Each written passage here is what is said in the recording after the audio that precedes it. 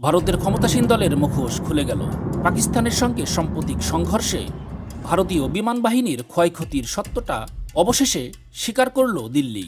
আর এই স্বীকারোক্তি উন্মোচন করে দিল মোদী সরকারের এক ভয়ানক মিথ্যাচারের পর্দা। ৩ সপ্তাহ ধরে ভারতের বিমান বাহিনীর ক্ষয়ক্ষতির কথা অস্বীকার করার পর এবার মুখ খুলতে বাধ্য হয়েছেন ভারতের chief of defence staff general Anil Chauhan.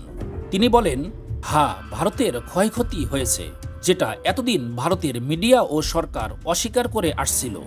এই অপারেশন সিঁদুর নামের অভিযানের ব্যর্থতা শুধু এক সামরিক পরাজয় নয়, এটা ছিল ভারতের রাষ্ট্রীয় ভণ্ডামির এক জীবন্ত প্রমাণ।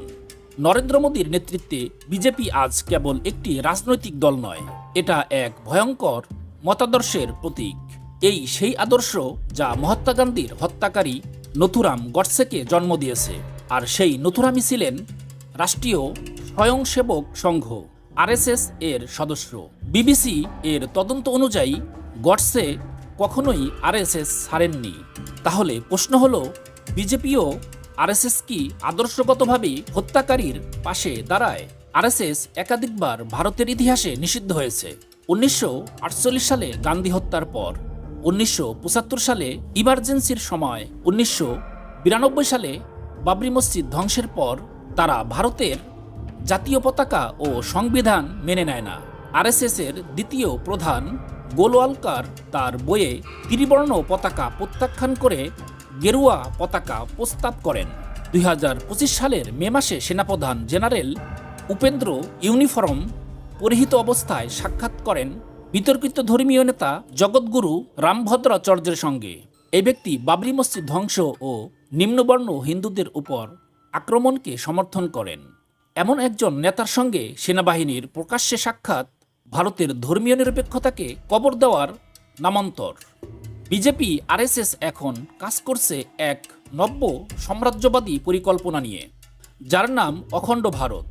এই মানচিত্রে দেখা যায় আফগানিস্তান থেকে শুরু করে থাইল্যান্ড, বাংলাদেশ থেকে শ্রীলঙ্কা পর্যন্ত ভারতের ভূখণ্ড হিসাবে চিহ্নিত। CNN একে আখ্যা দিয়েছে। 2024 সালের এপ্রিল ও ডিসেম্বর মাসে দ্য গার্ডিয়ান ও দ্য ওয়াশিংটন পোস্ট দুইটি বড় প্রতিবেদন প্রকাশ করে। তাতে প্রমাণ মেলে ভারতের গোয়েন্দা সংস্থা বঙ্গভূমি নামে একটি হিন্দু রাষ্ট্র গঠনের ষড়যন্ত্র করছে, যার লক্ষ্য বাংলাদেশকে বিভক্ত করা। গবেষক অবিনাশ পালিওয়াল তার বই অ্যানিমিতে পাকিস্তানি সন্ত্রাসী গোষ্ঠীর সঙ্গে ভারতের সম্পর্কের বিস্তারিত প্রমাণ হাজির করেন। 2002 সালে গুজরাটে যখন হাজারো মুসলমান নিহত হন, তখন মোদি ছিলেন রাজ্যের মুখ্যমন্ত্রী। সে সময় পশ্চিমা মিডিয়া তাকে ডাকত দ্য ব্যাটার অফ গুজরাট। এখন তিনি দক্ষিণ এশিয়ার সবচেয়ে বড় সন্ত্রাসবাদের পৃষ্ঠপোষক হিসাবে মিথ্যা প্রচারণায় পাকিস্তানে হামলা করেছেন। তাকে সমর্থন করেছে একমাত্র দেশ ইসরায়েল। আজ বাংলাদেশের জনগণকে সতর্ক হতে হবে যে ষড়যন্ত্র আমাদের বিভক্ত করতে চায়। এর বঙ্গভূমি প্রজেক্টে তা বন্ধ করতে আন্তর্জাতিক চাপ প্রয়োজন। জাতিসংঘে অখণ্ড ভারতের বিরুদ্ধে একসঙ্গে প্রতিবাদ করার সময় এসেছে দক্ষিণ এশিয়ার সব দেশের। সব ভারতীয় হিন্দু কিন্তু বিজেপি আরএসএস এর সমর্থক নন। অনেকে এখনও আছেন যারা গান্ধীর আদর্শে বিশ্বাসী, কিন্তু সময় এসেছে তাদের সৎসাহস দেখানোর। যারা একসময় জাতির পিতাকে হত্যা করেছে, তারা আজ একটি মহাদেশের ভবিষ্যৎ হুমকির মুখে ফেলেছে। এই রিপোর্টটি প্রমাণ করে মোদির ভারত কেবল নিজের জন্য নয়, সমগ্র দক্ষিণ এশিয়ার জন্য বিপজ্জনক। এখন সিদ্ধান্ত নেবার সময়, আপনি কিভাবে রুখে দাঁড়াবেন।